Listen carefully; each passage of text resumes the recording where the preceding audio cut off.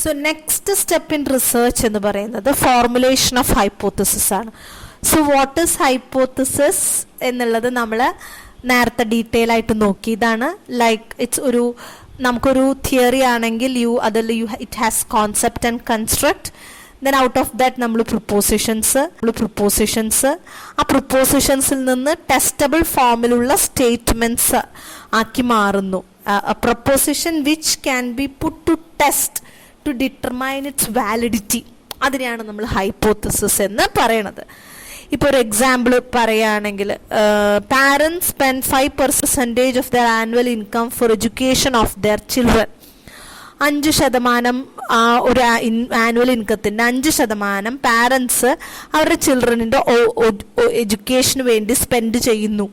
അതാണ് നമ്മുടെ ഹൈപ്പോത്തസിസ്. അപ്പം normally when you write hypothesis നമ്മൾ നൾ ആൻഡ് ഓൾട്ടർനേറ്റ് ഹൈപ്പോത്തസിസ് എന്നാണ് പറയുക. H0 എന്ന് പറയുന്നത് നൾ ആൻഡ് H1 എന്ന് പറയുന്നത് ഓൾട്ടർനേറ്റീവ്. അപ്പം H0 എന്ന് പറയുന്നത് ഇപ്പോൾ സ്പെൻഡ് ചെയ്തു എന്നാണെങ്കിൽ H1 എപ്പോഴും ദേ ഡു നോട്ട് സ്പെൻഡ് അല്ലെങ്കിൽ സ്പെൻഡ് ലെസ് ദാൻ എന്നായിരിക്കും വരിക. സോ അതാണ് H0 and H0 and H0 എന്ന് പറയുന്നത്. സോ ആക്ച്വലി ഇത് നമ്മൾ എന്ത് ചെയ്യും, നമ്മൾ പിന്നീട് അങ്ങോട്ട് ഡേറ്റ കണക്ട് ചെയ്ത് അനലൈസ് ചെയ്ത് either we will accept the null hypothesis. നമ്മൾ നൾ ഹൈപ്പോത്തസിസ് ആക്സെപ്റ്റ് ചെയ്യുക എന്ന് പറഞ്ഞാൽ ഓൾട്ടർനേറ്റീവ് ഹൈപ്പോത്തസിസ് റിജക്റ്റ് ചെയ്തു എന്നാണ്. ഇനി sometimes we will have to reject the null hypothesis.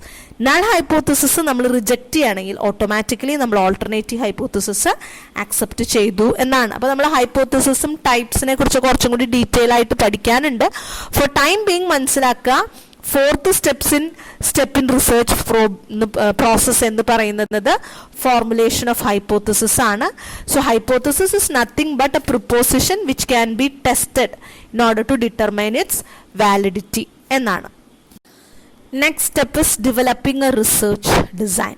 So research design എന്ന് പറയുന്നത് actually it is the blueprint or outline or a plan of research ആണ്. Normally it is the plan, structure and strategy of investigation designed to obtain answers to research question. Problem formulate ചെയ്ത് കഴിയുമ്പോൾ you have defined your problem, you have specified your problem, you have arrived that research question, you are clear with your research objective ആണ്. After that നമ്മളൊരു hypothesis formulate ചെയ്യണു.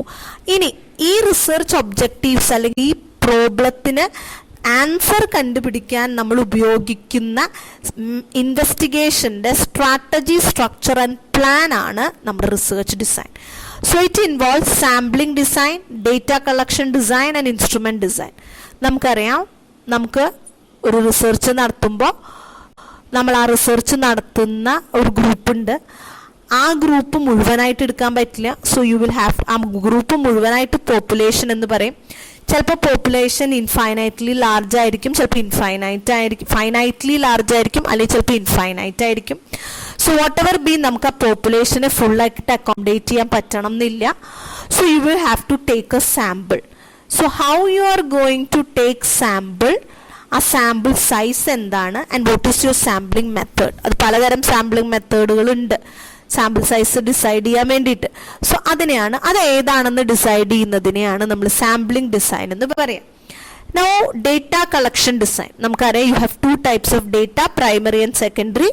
Primary data എങ്ങനെ collect ചെയ്യാം, secondary data എങ്ങനെ collect ചെയ്യാം, അതിൻ്റെ instruments എന്താണ്, ഇത്തരം കാര്യങ്ങൾ ഡിസൈഡ് ചെയ്യുന്നതാണ് data collection design. And instrument design എന്ന് വെച്ചാൽ, സപ്പോസ് നമ്മൾ ഇത് എങ്ങനെയാണ് ഡേറ്റ ചെയ്യാൻ നമ്മൾ ക്വസ്റ്റ്യനയറോ ഷെഡ്യൂളോ യൂസ് ചെയ്യുകയാണെങ്കിൽ, നമ്മൾ ക്വസ്റ്റ്യനയർ ഷെഡ്യൂൾ തന്നെ ആവണമെന്നില്ല. നമുക്ക് ഡേറ്റ കളക്ട് ചെയ്യാൻ, എസ്പെഷ്യലി പ്രൈമറി ഡേറ്റ കളക്ട് ചെയ്യാൻ മേ ബി നമുക്ക് ചിലപ്പോൾ ഇൻസ്ട്രുമെൻറ്റ്സ് ഡെവലപ്പ് ചെയ്യേണ്ടി വരാം. സോ അല്ലെങ്കിൽ ഏതൊക്കെ ഓൾറെഡി വെൽ ഡെവലപ്ഡ് ആയിട്ട് സ്കെയിലുകൾ നമ്മുടെ സ്റ്റഡിയിലേക്ക് അഡാപ്റ്റ് ചെയ്യേണ്ടി വരാം. അപ്പോൾ അതൊക്കെ എന്തായിരിക്കണം, എങ്ങനെയായിരിക്കണം എന്നുള്ള ഡിസിഷനാണ് ഇൻസ്ട്രുമെന്റ് ഡിസൈനിൽ വരാം. So all those comes under the research design. Next is collection of data. അപ്പോൾ നമ്മളത് ഡേറ്റ കളക്ഷൻ്റെ കാര്യങ്ങൾ കുറച്ചും കൂടി ഡീറ്റെയിൽ ആയിട്ട് ഞാൻ മുമ്പെടുത്ത സ്റ്റെപ്സിൽ പറഞ്ഞിട്ടുണ്ടായി. കളക്ട് ചെയ്യുന്നു, എഡിറ്റ് ചെയ്യുന്നു എന്നുള്ള കാര്യങ്ങളൊക്കെ, ക്ലീനിങ്, ഡേറ്റ ക്ലീനിങ് ഒക്കെ. അപ്പോൾ അതാ കളക്ഷൻ ഓഫ് ഡേറ്റ. ആ പറഞ്ഞ കാര്യങ്ങൾ നിങ്ങൾക്ക് ഇവിടെ ഈക്വലി ആപ്ലിക്കബിൾ ആണ്. സോ അതങ്ങനെ നോക്കുക. The next step is data processing and analysis. നമ്മൾ കളക്ട് ചെയ്ത ഡാറ്റേനെ എഡിറ്റ് ചെയ്ത് കോഡ് ചെയ്ത് ക്ലാസിഫൈ ചെയ്ത് ടാബുലേറ്റ് ചെയ്തു. അതാണ് നമ്മളെ പ്രോസസ്സിങ് കൊണ്ട് ഉദ്ദേശിക്കുന്നത്. ആഫ്റ്റർ ദാറ്റ് നമുക്ക് averages, percentage, trend analysis, correlation, regression, അങ്ങനെ you can use so many statistical techniques. അപ്പോൾ പൊതുവിൽ ഹൈപ്പോത്തസിസിനെ നമ്മൾ സെറ്റ് ചെയ്തിട്ടുണ്ടെങ്കിൽ നമുക്ക് ഹൈപ്പോത്തസിസ് ടെസ്റ്റ് ചെയ്യാം. അതിനു വേണ്ടി നമുക്ക് n number of tests use ചെയ്യാം. ഇപ്പം നിങ്ങൾ QTയിൽ പഠിച്ചിട്ടുണ്ടാവും T test, Z test, chi-square test എന്നൊക്കെ പറഞ്ഞു. അപ്പം അത്തരം ടെസ്റ്റുകളൊക്കെ ഡേറ്റ അനാലിസിസിന് വേണ്ടിയിട്ട് ഡിപ്പെൻഡിങ് അപ്പോൺ നമ്മുടെ സ്റ്റഡി നമ്മൾ ചെയ്യുന്നതാണ്. So that is data processing and analysis എന്ന് പറയുന്നത്. നെക്സ്റ്റ് ഈസ് ഇൻ്റർപ്രിട്ടേഷൻ ഓഫ് ഡേറ്റയാണ്. നമ്മൾ ഡേറ്റ അനലൈസ് ചെയ്തു, പ്രോസസ്സ് ചെയ്തു.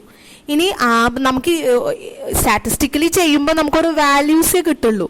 ഇപ്പോൾ ടി ടെസ്റ്റ് റിജക്ട് ചെയ്തു അല്ലെങ്കിൽ ആക്സെപ്റ്റ് ചെയ്തു, സ്മോളർ ദാൻ ഒരു വാല്യൂ ആണ്, സിഗ്നിഫിക്കൻ്റ് ആണ്, നോട്ട് ഇങ്ങനെയൊക്കെ നമുക്ക് റിസൾട്ട് കിട്ടുള്ളൂ. Out of that you have to seek explanation. നമുക്ക് ഒരു ഇൻ്റർപ്രിട്ടേഷൻ നടത്തണം, ഫർദർ എക്സ്പ്ലനേഷൻ്റെ രീതിയിലേക്ക് പോകണമെങ്കിൽ. സോ അതിനാണ് ഇപ്പം നമ്മൾ നിസ്സാരമായിട്ടൊരു പെർസെൻറ്റേജ് അനാലിസിസ് ചെയ്തു. മൊത്തം 100 പേരെ എടുത്തു.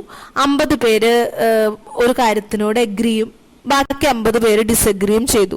അപ്പോൾ നമ്മളുടെ ഇൻ്റർപ്രിട്ടേഷൻ പറഞ്ഞാൽ 50% of the total sample taken have agreed, 50% have disagreed.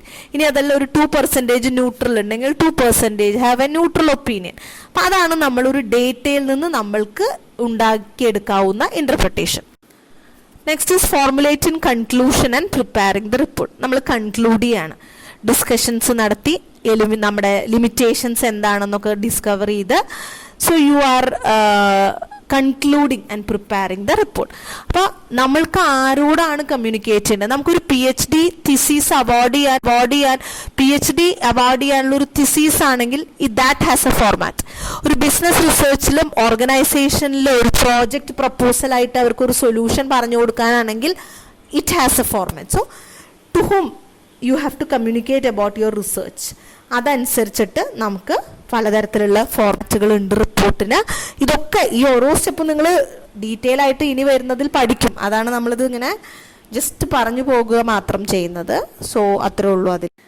And the last is replicate the study for generalisation. ഇനി നമുക്കത് ജനറലൈസ് ചെയ്യണം based upon our research result and based upon our interpretation. We are opening new explanation and അതിൻ്റെ കൂടെ you are generalising your explanation. ഒരു existing ഫിനോമിനയൊക്കെ explain ചെയ്യാൻ നമ്മളൊന്ന് പൊതുവായിട്ട് ജനറലൈസ് ചെയ്തു. ഇനി അതിൻ്റെ കൂടെ you are opening door for a future research. ഭാവിയിൽ ഇതുമായി റിലേറ്റഡ് ആയിട്ട് നിങ്ങൾ ഏരിയ ഐഡൻറ്റിഫൈ ചെയ്ത് റിവ്യൂ ഒക്കെ വെച്ചൊരു ഗ്യാപ്പ് ഐഡൻറ്റിഫൈ ചെയ്ത പോലെ ഇനി വരുന്ന ഒരാൾക്ക് ഐഡൻറ്റിഫൈ ചെയ്യാൻ പറ്റുന്ന രീതിയിലുള്ള ഒരു റിസർച്ച് ഗ്യാപ്പോട് കൂടിയിട്ടായിരിക്കും എപ്പോഴും നമ്മുടെ ജനറലൈസേഷൻ അവസാനിക്കുക. സോ അതോടുകൂടി the entire process of research is complete.